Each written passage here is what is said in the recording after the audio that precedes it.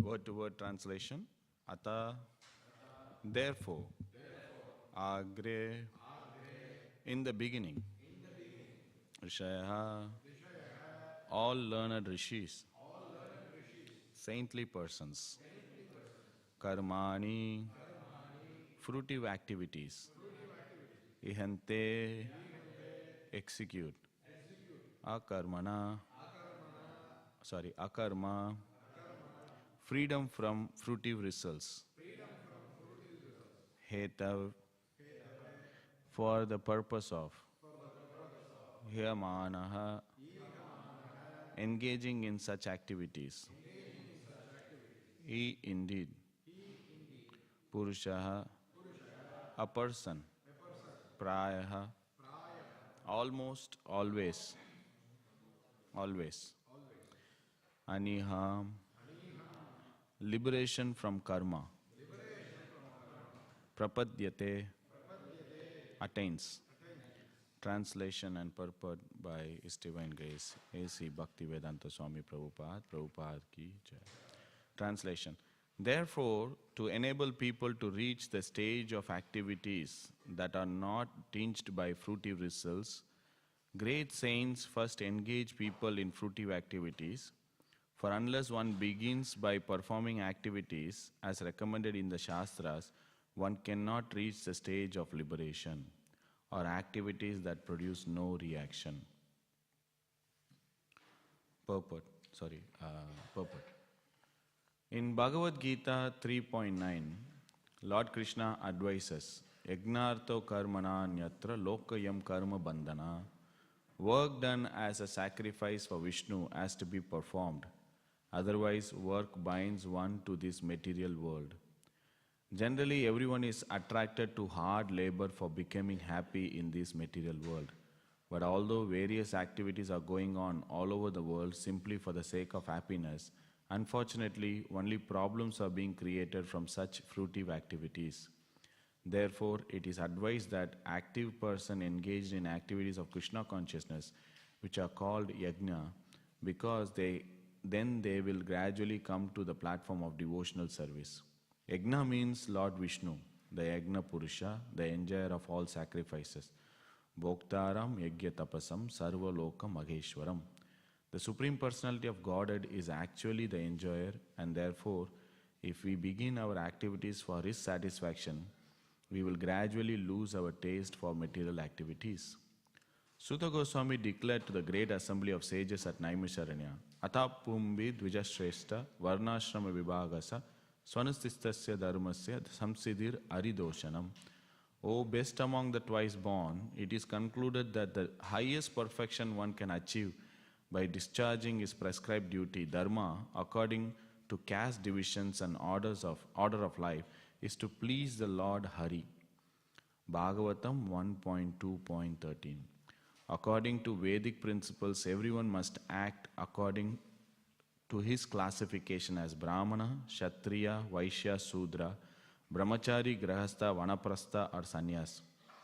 Everyone should progress toward perfection by acting in such a way that Krishna will be pleased. Samsidir Aridoshanam.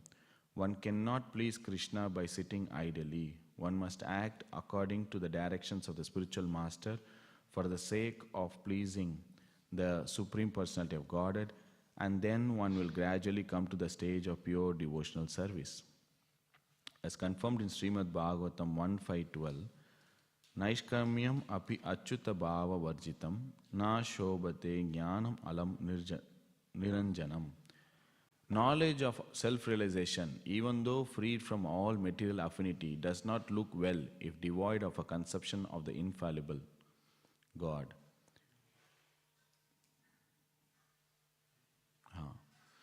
Gyanis recommend that one adopt Naishkamyam by not doing anything, but simply meditating and thinking of Brahman. But this is impossible unless one realizes Parabrahman, Krishna. If there is no Krishna consciousness, any kind of activity, be it philanthropic, political or social, simply causes karma bandhana, bondage to material work. As long as one is entangled in karma bandhana, one must accept different types of bodies that spoil the human form of facility. Therefore, in Bhagavad Gita 6.3, Karma Yoga is recommended. Aruruksho muner yogam karma karanam muchyate yoga ruddhasya tasyaiva samakaranam muchyate. For one who is a neophyte in the yoga system, work is said to be the means, and for one who has already attained to yoga, cessation of all material activity is said to be the means. Nonetheless, karmendriyani samyamya ya aste manasa smaran indriyarthan vimudatma mityacharcha uchyate. One who restrains the senses and organs of action, but whose mind dwells on sense objects, certainly delude himself and is called a pretender. One should act for Krishna very seriously in order to become fully Krishna conscious, and should not sit down to imitate such great personalities as Haridas Thakura. Srila Bhakti Siddhanta Saraswati Thakur condemned such imitation. He said, Dushta mana tumi hishera Vaishnava pratishtharatare nirjanare gare tava harinama kevala kaitava. My dear mind, what kind of devotee are you? Simply for cheap adoration, you sit in a solitary place and pretend to chant the Hare Krishna Maha Mantra. But this is all cheating. Recently at Mayapur, an African devotee wanted to imitate Haridas Thakur, but after 15 days he became restless and went away. Do not suddenly try to imitate Haridas Thakura. Engage yourself in Krishna conscious activities, and gradually you will come to the stage of liberation. Muktir ityanata rupam swarupena vyavastitihi.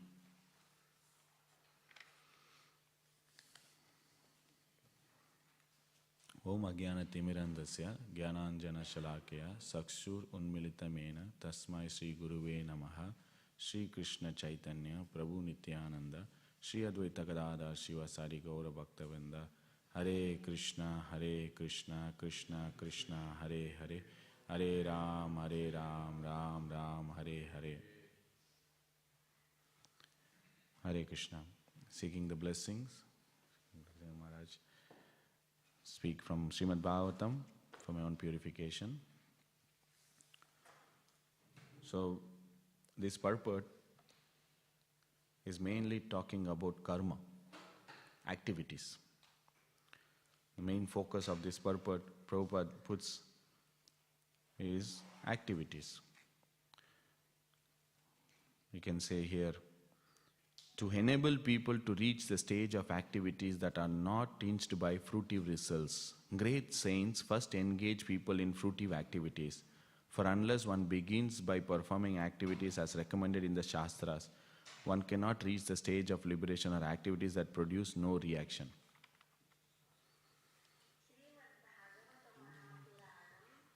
So, we can see a person in this world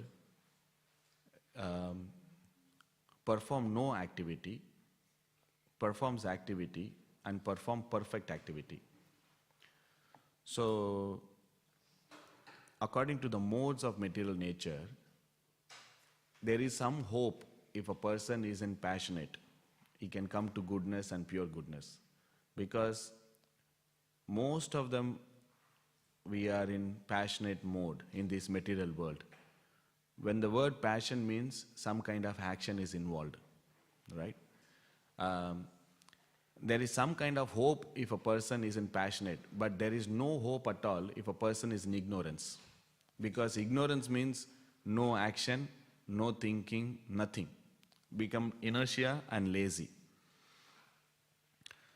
So, in Bhagavad Gita, throughout the Bhagavad Gita, Krishna doesn't recommend no activities, right?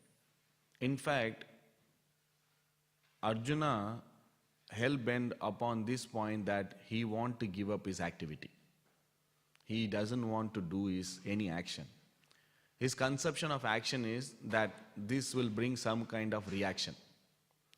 And you are entitled to your reaction because you're doing out of your own free will. So he doesn't want to take any responsibility on the consequence of his action, and killing all these people will give all sinful reaction. So this is Arjuna's argument, that I don't want to do anything. And in fact, most of the spiritual aspirants or the spirituality, they think that we have to give up all our activities. Spirituality means retirement from all material activities. In fact, retire from all activities. I just have to go to the forest, right? So at the outset of Bhagavad Gita, what we are thinking, this theme, Krishna says that first you have to understand you cannot remain idle, even for a moment. So Krishna first tells that even for a moment you cannot be idle, right? You have to do something. The nature of the soul is to be active. You can't change the constitutional position of who you are, right? That the nature of the soul is always active. Because it's always active, you have to do something. Even we cannot sit idle for some time. We have to do something. We are thinking, we are scratching our head, we are breathing. So first you have to understand that we cannot be idle even for a moment. Then comes what kind of activity one should do.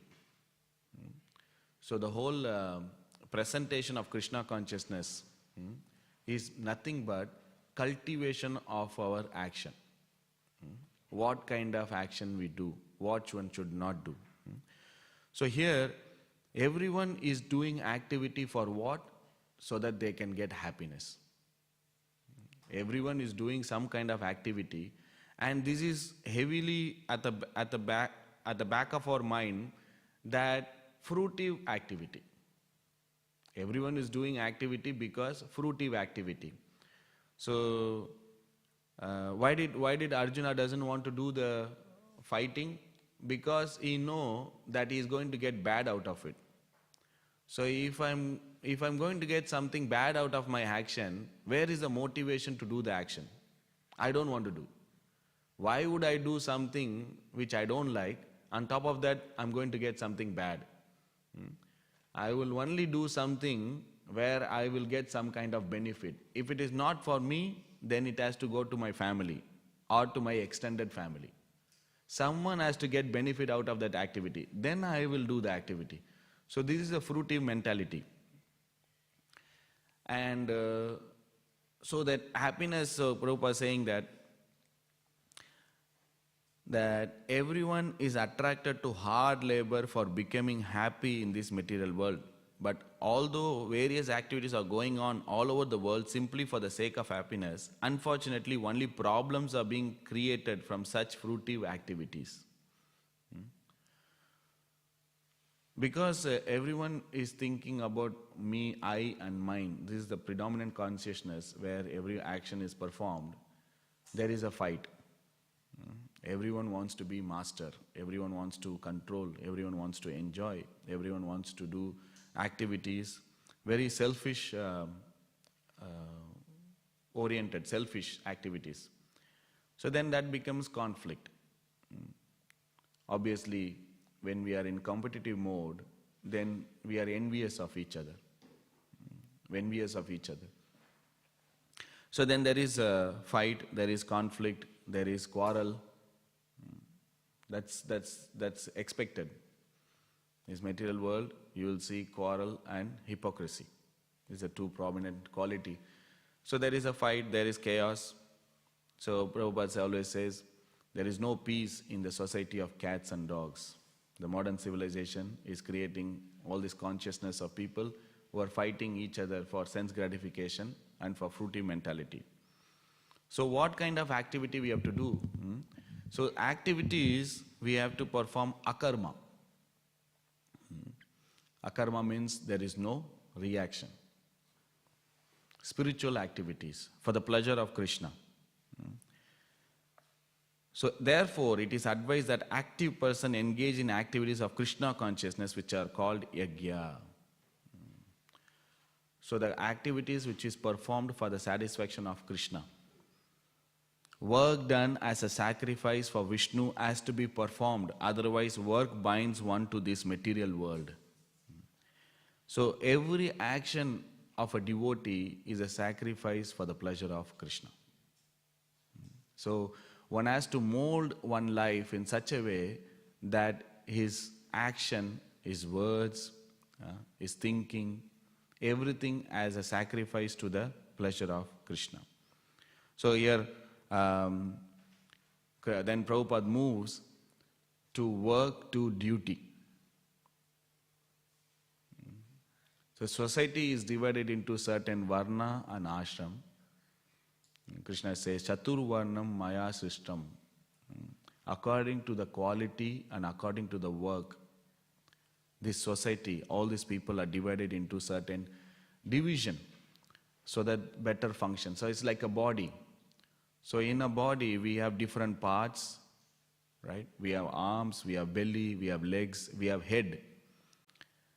So that the body functions properly and move forward, right? So everyone is satisfied according to their psychophysical nature, and they choose their activities so that they can be happy in a material dharma, so they can focus on higher things, on spirituality.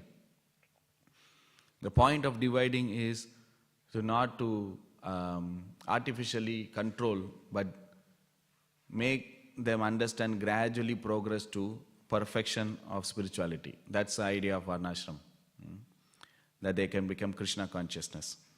So here from the Bhagavatam, that highest perfection one can achieve by discharging his prescribed duty according to caste division order of life is to please Lord Hari. Samsidir Haridoshanam. Samsidir Haridoshanam. So here Prabhupada explains, one cannot please Krishna by sitting idly. One cannot please Krishna by sitting idly. One must act according to the directions of spiritual master for the sake of pleasing the Supreme Personality of Godhead, and then one will gradually come to the stage of pure devotional service. So here basically talking about sadhana bhakti to bhava and prema. What is sadhana bhakti? Sadhana bhakti means engaging our senses in the service of Krishna. This is the first stage, right? That one has to be engaged. Even bhakti means cultivation. Cultivation of what? Cultivation of activities. What kind of activities? Navavidha bhakti. Hearing, chanting, remembering, worshipping, praying, right? So we have to cultivate activities which is favorable for our Krishna consciousness, which is sadhana bhakti. Who gives that? Who gives that activity? Who tells you what to do? That is spiritual master. So the first step of 64 angas in the sadhana bhakti is that you take shelter of a bona fide spiritual master. Why? Because no one is inspired within to do activity which is pleasing to Krishna. So that inspiration has to come from outside. That obliged or duty, you take a vow to spiritual master, right? That you follow certain principles and you chant Hare Krishna, right? Most of us are asked to do certain service in Krishna consciousness, is it not? Someone has told us, you do this service, you do that, you do this. So we do out of respect, out of obligation, out of duty bound, that I want to do this service for Krishna. But that is not bad at all, because that's where we develop intense or kind of inspiration to do that activity. So that the spiritual master guides a disciple in doing activities which is doing pleasing to Krishna. This is sadhana bhakti. The cultivation of proper. Why? What is the essence is so that I can think about Krishna. I can fix my mind in thinking about Krishna. Or I can always think about Krishna or fix my mind. Never forget Krishna. So I do this activity, engage the senses in the service of Krishna, so that I can able to think about Krishna, so that my activities become sacrifice, so that I'm properly engaged. So I develop some kind of love towards Krishna. So one must act according to the direction of the spiritual master for the sake of pleasing the Supreme Personality of Godhead, And then one will gradually come to the stage of pure devotional service. So in pure devotional service, we have to develop favorable engagement. Favorably, we have to do activities, but it has to be devoid of fruitive activities. Unconditional, unmotivated, that is pure devotional service, right? Anya abhilashita shunyam, jnana karmadi anavritam, anukulena Krishna anusilanam, bhakti uttama. So that is that we have to perform activities which is favorable, at the same time devoid of fruitive mentality. So even if someone coming to, so here in this translation, the great saint engage people in fruitive mentality. Right? Because they know they will not do any activity without any fruitive mentality, isn't it? So we have seen in our life also, or we have at least told to someone in our journey of Krishna consciousness, if someone comes with a problem, what we say? Go to Krishna and pray. Go chant Hare Krishna, it's okay. You have a lot of desire. Even Krishna is saying, what Krishna is saying? Krishna is saying, these four kinds of people come to me, who want money, who want a relief from distress, who want knowledge. So let us come, it's okay. So devotional, in order to achieve pure devotional service, someone has to start some mixed devotional service. Someone has to start devotional service, then comes to mixed devotional service, then comes pure devotional service. So some or other engaging in Krishna is a purification process. Some or other engaging in Krishna service is a purificationary process. So that is the beauty of Bhakti Yoga, that one does not have to endeavor separately for any purificatory process, then spiritual process starts. So most of the, so if you see Ashtanga Yoga, if you see other yoga, first they will ask you to cleanse yourself before you can samadhi, before you can meditate upon Krishna, before you can do dhyana or trance or whatever. First stage, first step is what? Follow rules and regulation, go to seculation, follow celibacy, give up. Actually, it is interesting, you have to be a celibate. Forget about marriage, grahastha, other ashram. You have to renounce, go to forest, give up everything, wind up everything, finish your everything, then we'll see, okay, come to first steadiness of, all your mental, control of senses, everything, then we'll start spirituality. But in Bhakti Yoga, it is not two-step process, it's a one process. Cheto Darpana Marjanam. The process and the goal is the same. So what we are engagement in Krishna service, not only you develop attachment to Krishna, but also you will get rid of all the anarthas within your heart. So that's the beauty of Krishna consciousness and Bhakti Yoga. So here, so in order to engage, the saints are saying, okay, do some kind of activity. Don't sit idle. Don't be, don't do anything, because it is very difficult if you are in ignorance. Let us come to passion. Okay, fine. You thinking of something, you want some reward in return. Do some activity, Krishna will give you. We have seen many stories, right? Dhruva Maharaj, Gajendra. Bhagavatam is full of stories of devotees. Some or other they come to Krishna. Maybe wrong intention, wrong motivation. They want something back. Materially, it's fine. Yeah? I've not come to Krishna consciousness with the pure intention of pure devotional service to serve Krishna, right? Some or other, some distress or some problem in life, we have come in touch.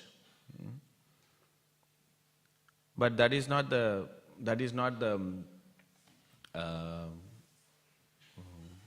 what I would say is disheartening or something. Like the whole material, what is our thing is, okay, some or other we are stuck here in this material world. How do we come? That is not the main issue. How are you going to get out of this? That is our focus. The focus is how I can able to perform devotional service, how I can able to progress in life, in Krishna consciousness. So that's why the spiritual master is sake of pleasing the Supreme Personality of Godhead, and then one will gradually come to the stage of pure devotional service. So here in Śrīmad Bhāgavatam 1.5.12, knowledge of self-realization, even though freed from all material affinity, does not look well if devoid of a conception of the infallible God. This reminds me of a verse in Śrīmad Bhāgavatam where Narada Muni is speaking to Vyasadeva. What he's saying, that one can perform his occupational duty very nicely, super. But what is the use if he's not Krishna consciousness? But one can give up his occupational duty and perform Krishna consciousness. He is in much, much better position. Performing material activities perfectly, right, only can guarantee what? You'll pious activity or you'll take birth again. But performing Krishna consciousness perfectly will actually liberate you, will not give you body again. Don't have to come back again. So, knowledge of self-realization, even though freed from all material affinity, that we understanding, okay, I am not this body, I am a spirit soul. Okay, that is a self-realization. But what is that eventually end up? That eventually will end up in impersonal liberation. If there is no Krishna, understanding, okay, I am not this body, I am a spirit soul, but that soul is Mamaivam so Jiva Loke Jiva Bhuta Sanatanaha. Krishna is saying that you are my part and parcel. Understanding, okay, there is one level that I am not this body, I am a spirit soul. But then there is a higher level, understanding there is a relationship between the soul and Krishna. And trying to revive that relationship of that soul with Krishna is the higher knowledge. Just understanding, okay, I am stuck in this material jail, I have to get out. Okay, fine, that is good start. But then when you get out, where you will go? If you don't know where to go when you come out of the jail, eventually you will go back to the jail only. At least you know you'll get free food and everything like that. It's like that. If a person constantly thinking, oh, this material world is bad, I am a spirit soul, I have to get out of this material world, okay, fine.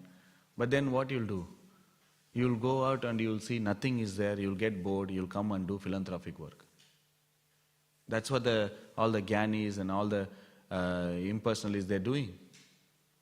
They go, they don't understand what activities is there, because you cannot be idle. When you go out, you don't have anything to do. So let me do some philanthropic, humanitarian, philanthropic, all these isms. I'll open a hospital, I'll open the education firm, I'll give you free food, I'll give this, I'll that, picture, everything. What? So, the point is, realizing Krishna means you are realizing yourself. Self-realization is a subset of God realization. Why we are trying to understand who Krishna is? Why we are trying to understand what Krishna is doing, what kind of activity, what is his pastime, why? Because by presenting yourself in front of the sun, you're seeing everything, you're seeing yourself and you're seeing the sun. This is Prabhupada's analogy, isn't it? You're presenting yourself in front of the sun means you're not only seeing everything, you're seeing yourself. So similarly, when we are trying to understand more about Krishna, then you will be able to understand yourself better. Because you are just a part and parcel of Krishna. So we trying to develop that relationship, that is more confidential knowledge than trying to just understand, I am a spirit soul. So knowledge of self-realization, even though freed from all material affinity, does not look well, is devoid of conception of infallible. Jnanis recommend that one adopt Naishkarmyam by not doing anything but simply meditating and thinking of Brahman. But this is impossible unless one realizes Parabrahman. So giving up activity is not in our scope.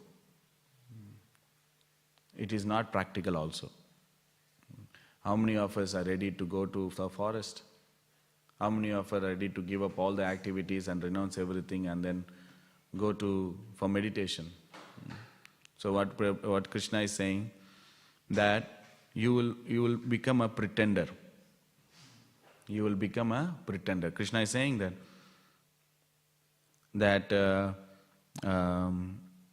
just give up. One who restrains the senses and organs of action, but whose mind dwells on sense object, certainly deludes himself and is called a pretender.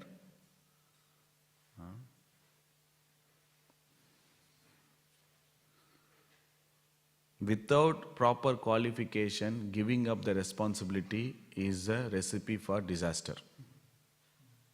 Without the purification of the heart, one gives up the material duty and responsibility, it's only going to create some disturbance in the society.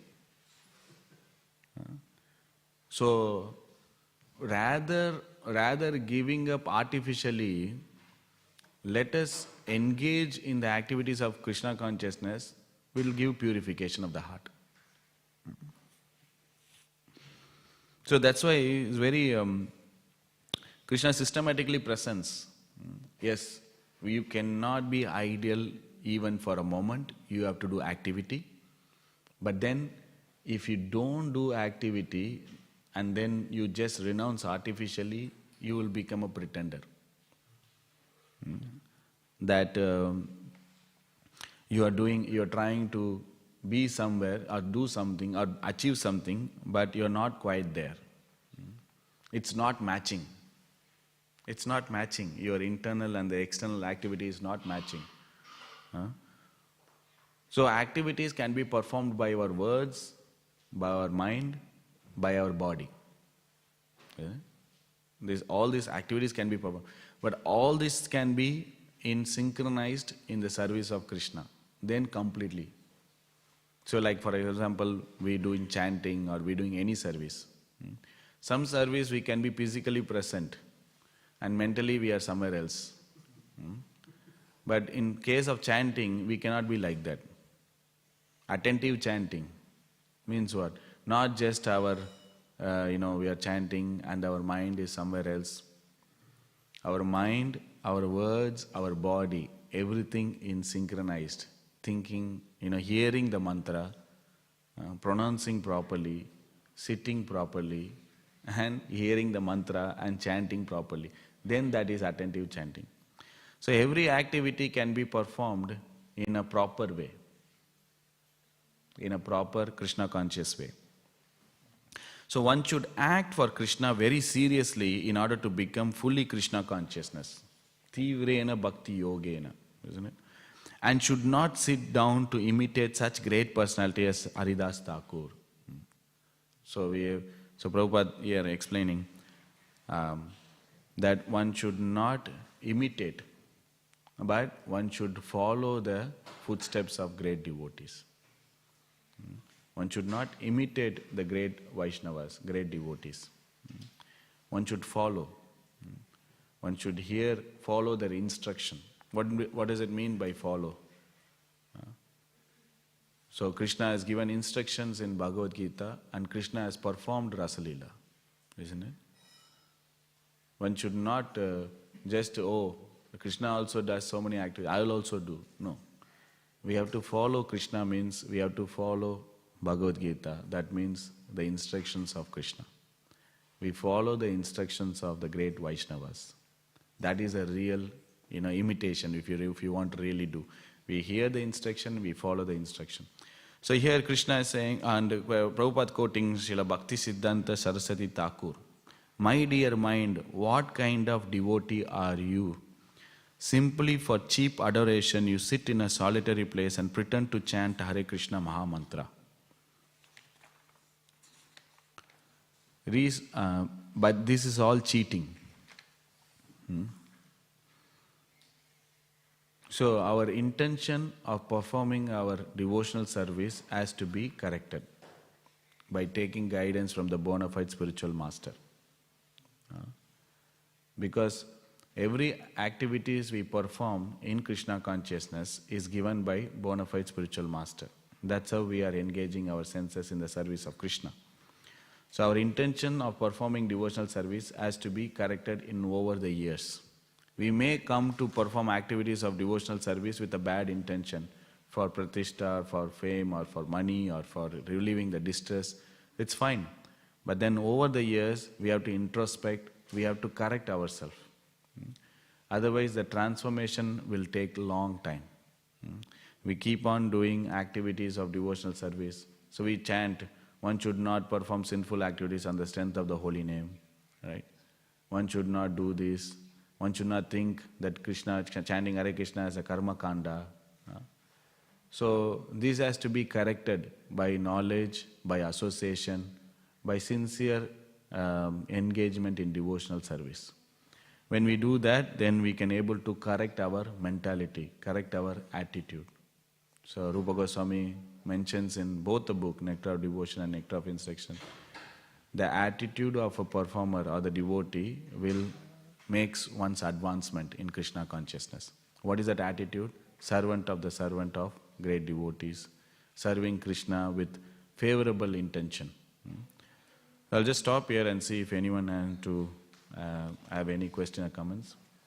Maharaj, would you like to add anything in what we discussed today?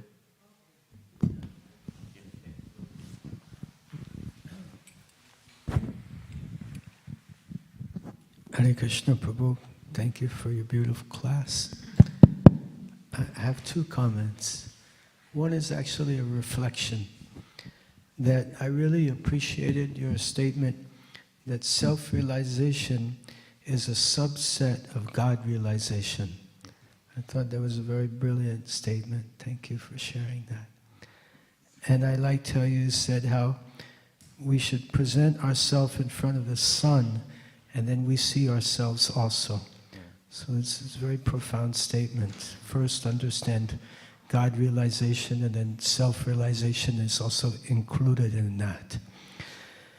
Then, from my side, I just wanted to share a comment that you mentioned at the beginning of class about the three modes of material nature: ignorance, passion, and goodness. So you said passion means no hope. You said ignorance means no hope. But actually I was thinking about a time when devotees asked Srila Prabhupada that what was that activity that we performed in our previous lives or this life that made us eligible to perform devotional service now? What did we do? And we know that many of Srila Prabhupada's early disciples were very much in the mode of ignorance. They were hippie lok, and we all know what hippies means. One time a reporter asked Srila Prabhupada, what is a hippie? And Srila Prabhupada said, something wonderful.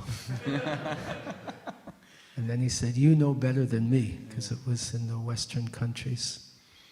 So then, after devotees asked Srila Prabhupada, what did we do? What was our activity? What was our qualification? What was our adhikar? Srila Prabhupada said, you have no qualification. I have created your good fortune. Srila Prabhupada ki jai. So my feeling is that even if one is in a mode of ignorance, there is hope. And that hope is the mercy of the Vaishnavas. Thank you. Thank you, Maharaj. Thank you. That was good. Thank you.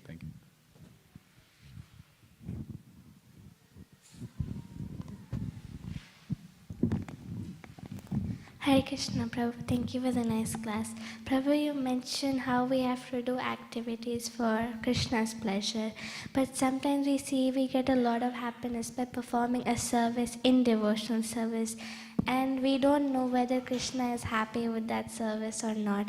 So how can I differentiate or improve where I'm focusing on Krishna's happiness but not on my personal happiness?